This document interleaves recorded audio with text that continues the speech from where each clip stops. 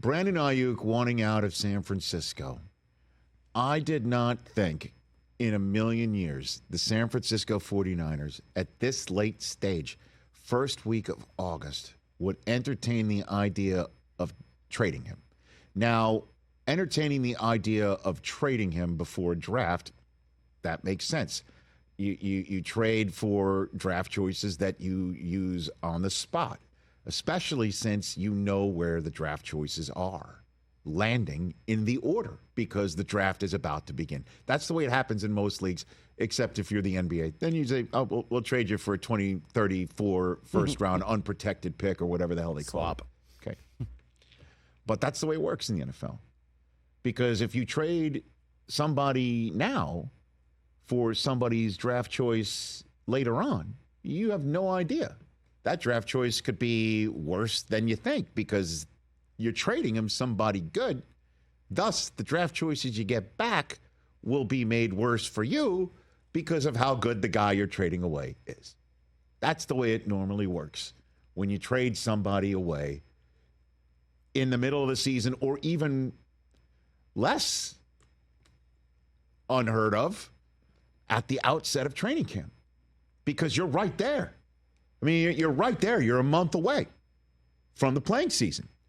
And not just any playing season, a playing season in which you're defending your conference title, and not just any playing season after which you're defending your conference title, a season after you took the defending back-to-back champs to overtime and took a lead in overtime. I mean, this happened. So why would you trade Brandon Aiyuk away now? Going to the playing season with him. Well, you could say he's not going to play for you. He's told you he's going to hold out. Well, again, ask Le'Veon Bell how that worked out. Trust me, Le'Veon Bell will wind up being the last NFL player to hold out that deep into a season and throughout. It's just not going to happen again.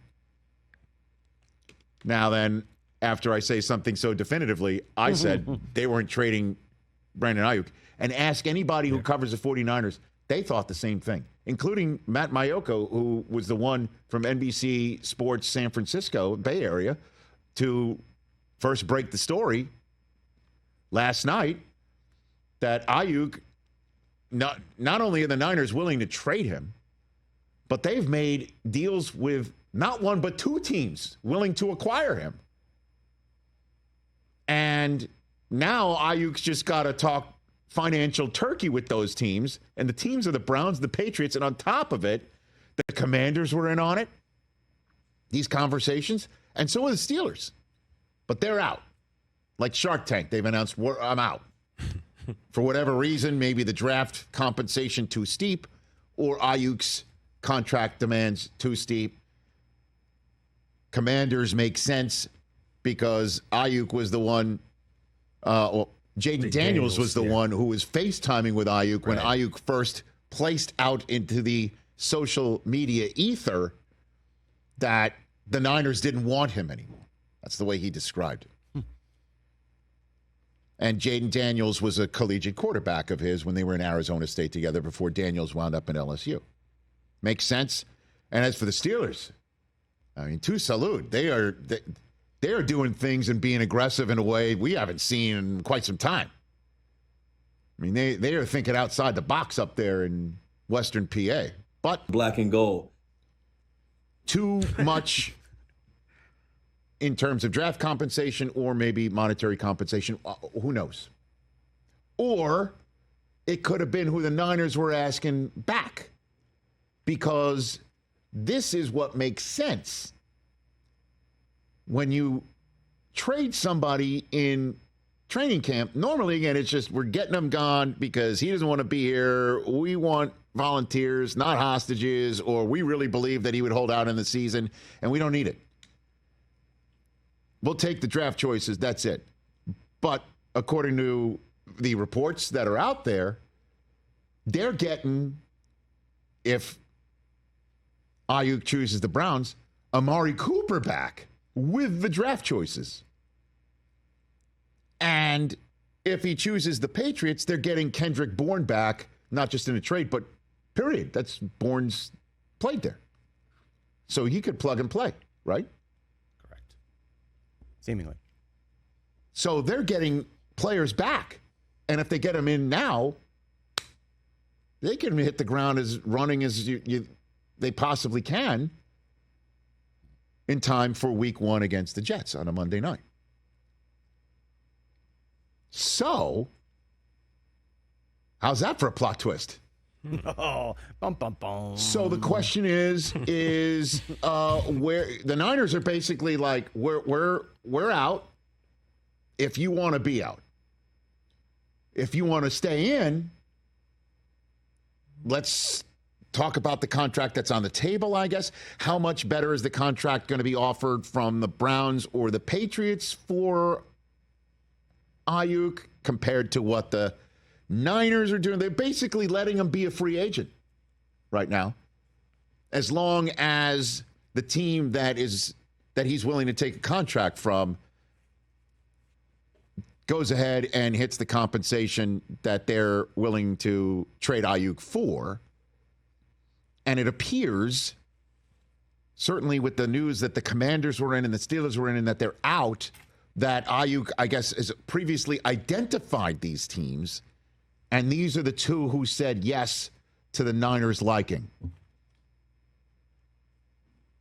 And Aiyuk now has to decide between the two of them or to stay put. And that is fascinating to me, because if it's financial apples to apples, sorry, Chris. How does he not choose the Browns?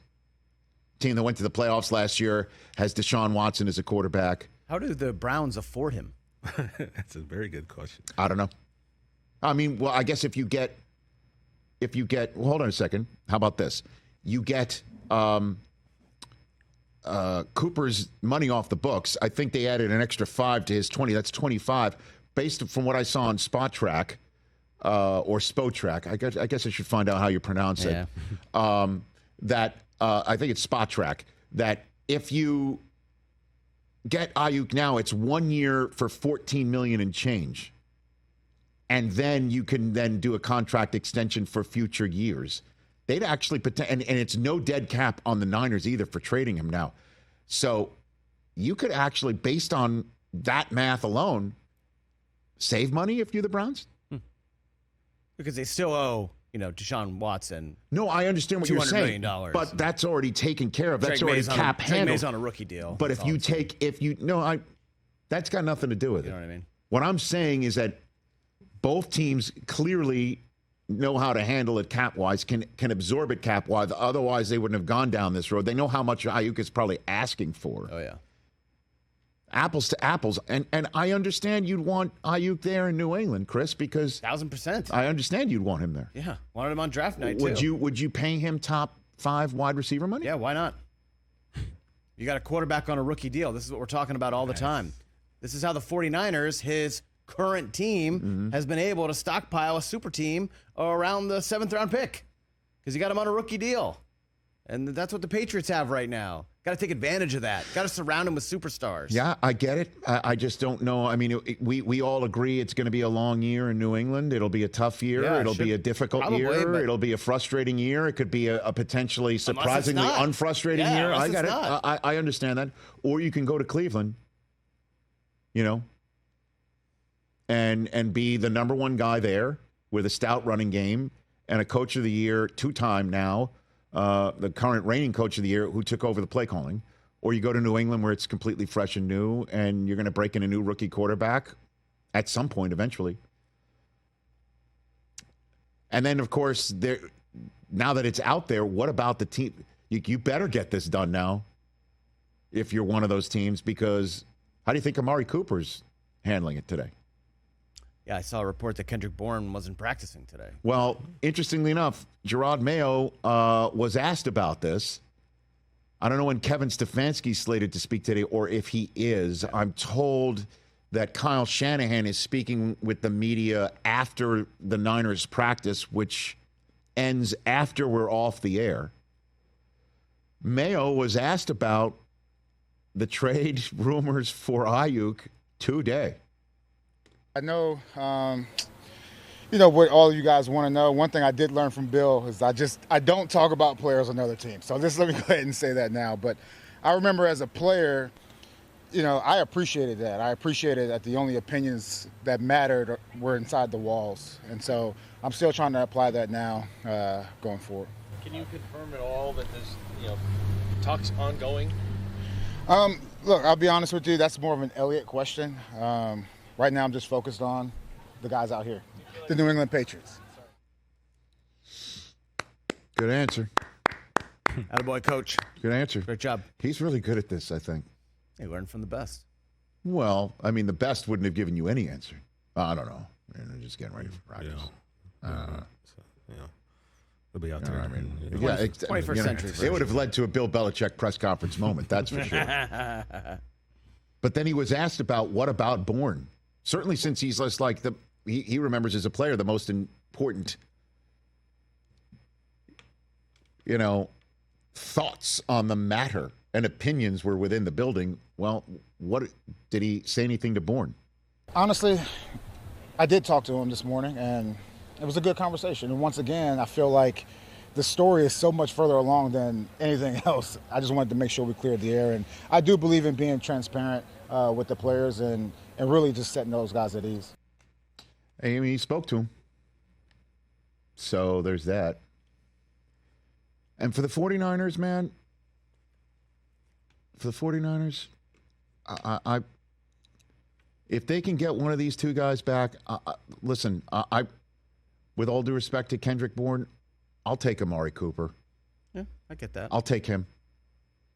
I'll take him in a heartbeat. I'll take him. Does this make you feel better or worse about their Super Bowl chances if they trade Aiyuk? Let's put it this way. How does this for an answer? Had the 49ers won the Super Bowl, you could have made a great case Super Bowl MVP was Juwan Jennings. True. Yeah. Okay? And nobody saw that one coming. And if that guy... But that happens in the Super Bowl from time to time. I totally get that, but let's just extrapolate that to potentially being a coming out party. Okay. And I'm sure they're sitting there thinking that. And they drafted Ricky Pearsall first overall or their first round draft choice. And you get Cooper back. Aiyuk is a terrifically talented player. No question about it. No doubt about it. A guy who went from highly touted rookie to sophomore year doghouse to getting out, remember that? Mm-hmm. Getting out of it and becoming a star player in this league who I don't think anybody's going to blink an eye if he averages $30 million per this contract. But in terms of winning a Super Bowl this year, I think they absolutely still can. No question about it. But Aiyuk's going to have to sit there and go, do I want to go to Cleveland, make this money? Do I want to go to New England and make this money? Should I stay here and make that much money? I don't know the difference. He does, and he's the only one who can make the decision. But it's amazing that the Niners have come to the conclusion, let's let him do it. Yeah. I didn't see that one coming. But I also didn't see either Bourne or Cooper coming back in a trade either. Catch the Rich Eisen Show every single day on the Roku channel, 12 to 3 Eastern, for free.